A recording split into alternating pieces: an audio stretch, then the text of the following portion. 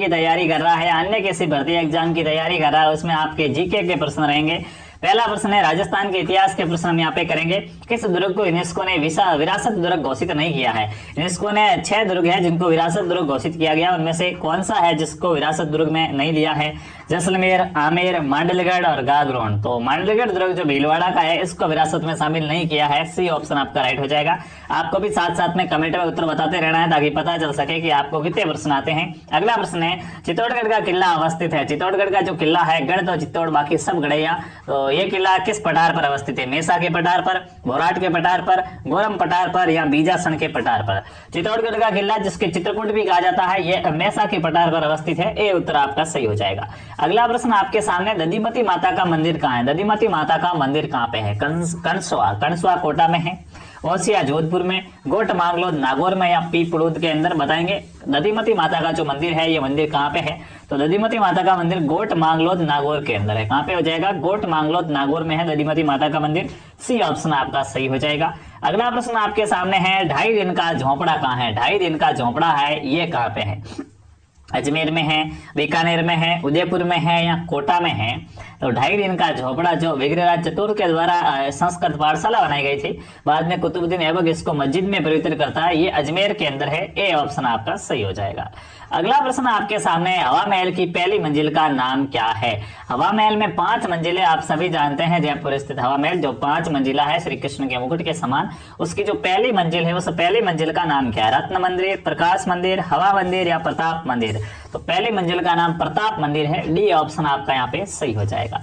अगला प्रश्न आपके सामने अलवर स्थित मूसी महारानी की छतरी किसने बनाई? मूसी महारानी की जो छतरी अलवर के अंदर है ये छतरी किसने बनवाई थी? महाराजा बख्तावर सिंह ने, महाराजा विनय सिंह ने, महाराजा जय सिंह ने या महाराजा मंगल सिंह ने? तो अलवर स्थित मूसी महारानी की जो छतरी है ये छतरी महाराजा विनय सिंह के द्वारा बनाई गई थी। बी उत्तर आपका सही हो जाएगा। अगला प्रश्न आपके सामने अपने भित्ति चित्रों के लिए प्रसिद्ध झाला हवेली कहाँ है?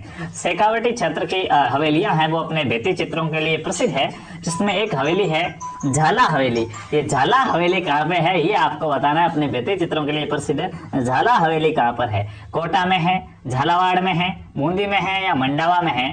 तो भित्ति चित्रों हेतु प्रसिद्ध झाला हवेली है, कोटा में है, झालावाड़ नहीं है, याद रखना। अगला प्रश्न है रेगिस्तान का जल महल किसे कहते हैं? रेगिस्तान का जल महल किसे कहा जाता है? सरड़ा पानी की बावड़ी, बाटाडू कुआ, रानी जी की बावड़ी, महिला बाग झालरा?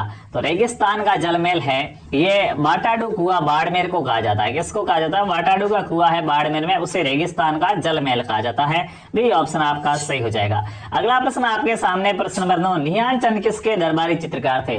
निहाल चंद एक चित्रकार हुए हैं, ये किसके दरबार में चित्र बनाते थे? तो प्रसिद्ध चित्र बनी ठनी जो निहाल चंद के द्वारा बनाया गया है किशनगढ़ शैली से संबंधित है, और उस समय किशनगढ़ के शासक सावंत सिंह थे। तो ये उत्तर राइट हो जाएगा, जो बाद में नागरीदास नाम से जाने गए। ए उत्तर आपका सही हो जाएगा।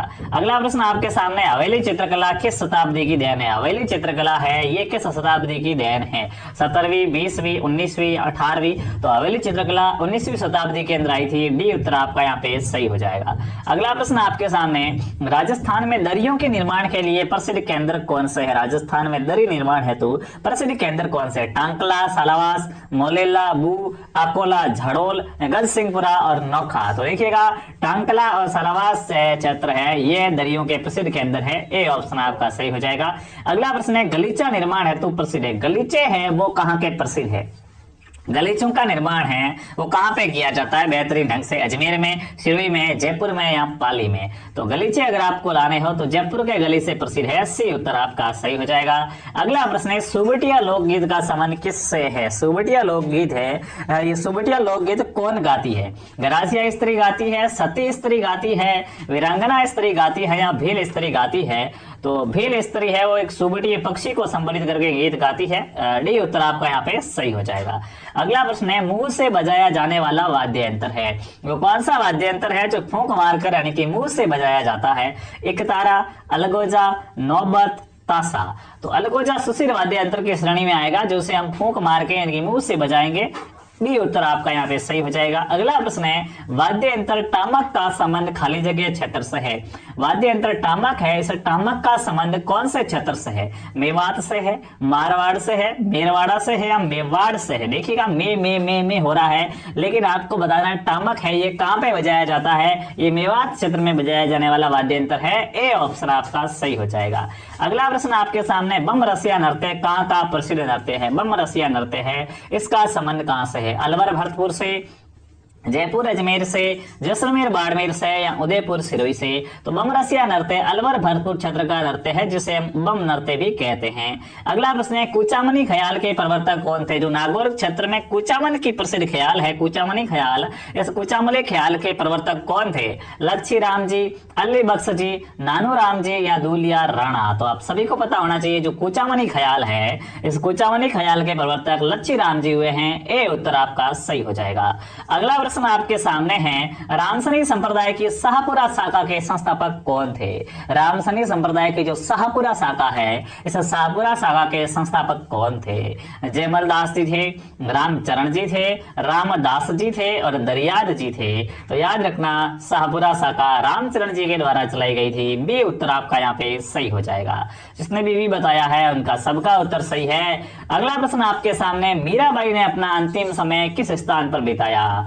बात आई है मीराबाई की। मीराबाई ने अपना जो अंतिम समय था, आप सभी को पता है कि मेवाड़ को त्याग दिया था, उसके बाद इन्होंने अपना अंतिम समय द्वारिका में बिताया, चित्तौड़ में, मेड़ता या मथुरा। तो मेवाड़ को छोड़कर गुजरात, द्वारिका के अंदर ये अपना अंतिम समय बिताती है। ए ऑप्शन आपका राइट आंसर हो जाएगा। अगला प्रश्न है, तेजा जी की पत्नी का नाम था? बताओ भाई, तेजा जी की पत्नी का नाम क्या था? गाना सुना होगा। तेजा जी की पत्नी का नाम मैना दे, नेतल दे, सुप्यार दे और पेमल दे। तो यहाँ पे जो हमारा राइट आंसर हो जाएगा कि तेजा जी की पत्नी का नाम पेमल दे था। डी उत्तर राइट आंसर हो जाएगा। अगला प्रश्न आपके सामने है, राजसमंद झील में किस लोक देवी का स्थान है? कौन सी लोक देवी का स्थान राजसमंद झील में है? आवड़ माता, तनोट माता, जीर्ण माता और घेवर माता। तो राज सिंह द्वारा बनाई गई राजसमंद झील गोमती नदी के पानी को रोककर जहां पे घेवर माता का मंदिर है। डी उत्तर आपका सही उत्तर हो जाएगा। अगला प्रश्न है, बैलगाड़ी मेले के नाम से कौन सा मेला प्रसिद्ध है? किस देवी का मेला है जिसको हम बैलगाड़ी मेला भी कहते हैं? केला देवी का मेला, लक्की मेला कहलाता है, करणी माता का मेला, शीतला माता का मेला या इनमें से कोई नहीं? तो जो शीतला माता का मेला है चाकसू जयपुर के अंदर भरता है, ये अपना बैलगाड़ी मेला भी कहलाता है, गधों का मेला भी कहलाता है। तो ये उत्तर आपका यहाँ पे राइट आंसर हो जाएगा। अगला प्रश्न आपके सामने, धींगा गणगौर किस शहर की प्रसिद्ध है? गणगौर मनाई जाती है चैत्र शुक्ल तृतीया को, लेकिन कहाँ पे? जैसलमेर में चतुर्थी को सवारी निकाली जाती है, जबकि गुलाबी गणगौर चैत्र शुक्ल पंचमी को मनाई जाती है। उदयपुर के अंदर नाथद्वारा की प्रसिद्ध हो जाएगी। और धींगा गणगौर की बात आए तो धींगा गणगौर भी उदयपुर की प्रसिद्ध है। डी आंसर आपका राइट है। गुलाबी गणगौर कहाँ की? नाथद्वारा की। धींगा गणगौर उदयपुर की। अगला प्रश्न है, मोठड़े की पगड़ी पहनी जाती है? जो मोठड़े की पगड़ी होती है, ये मोठड़े की पगड़ी कब पहनी जाती है? होली के अवसर पर, श्रावण के अवसर पर, विवाह उत्सव पर या संक्रांति पर? तो मोठड़े की पगड़ी जब घर में कोई विवाह वगैरह होता है, अन्य उत्सव में पहनी जाती है। सी उत्तर सही हो जाएगा। अगला प्रश्न आपके सामने है, डूंगरपुर बांसवाड़ा क्षेत्र में कौन सी भाषा बोली जाती है? डूंगरपुर और बांसवाड़ा जो हमारा वागड़ प्रदेश है, इस वागड़ क्षेत्र में कौन सी भाषा बोली जाती है? मारवाड़ी, मेवाती, ढूंढाड़ी, वागड़ी। तो वागड़ क्षेत्र में वागड़ी भाषा बोली जाएगी। सी उत्तर आपका सही हो जाएगा। अगला प्रश्न आपके सामने आए उससे पहले सभी से निवेदन है, अगर अभी तक आपने अगर अभी तक टेलीग्राम चैनल ज्वाइन नहीं किया है तो आरपी स्टडी फीवर नाम से टेलीग्राम पे जाके सर्च करना, टेलीग्राम चैनल मिलेगा, उसको आप जरूर ज्वाइन कर ले। वहां पे आपको बहुत सारा निःशुल्क स्टडी मटेरियल है वो भविष्य में शेयर किया जाएगा। और आज का वह प्रश्न जो आप कमेंट के अंदर डिटेल से लिखेंगे, राज विनोद का रचयिता कौन था? नरोत्तम सदाशिव भाट, श्यामल दास या किशोर दास? इस प्रश्न का उत्तर आपको ये क्लास खत्म होने के बाद कमेंट बॉक्स के अंदर लिखना है पूरा का पूरा डिटेल में। इस आदत को टालना नहीं है। आप डेली जब कमेंट बॉक्स में किसी एक प्रश्न का उत्तर लिखेंगे तो धीरे धीरे आपके अंदर अच्छी आदत का विकास होगा और ये आदत ही आपको जीवन में कामयाब बनाएगी।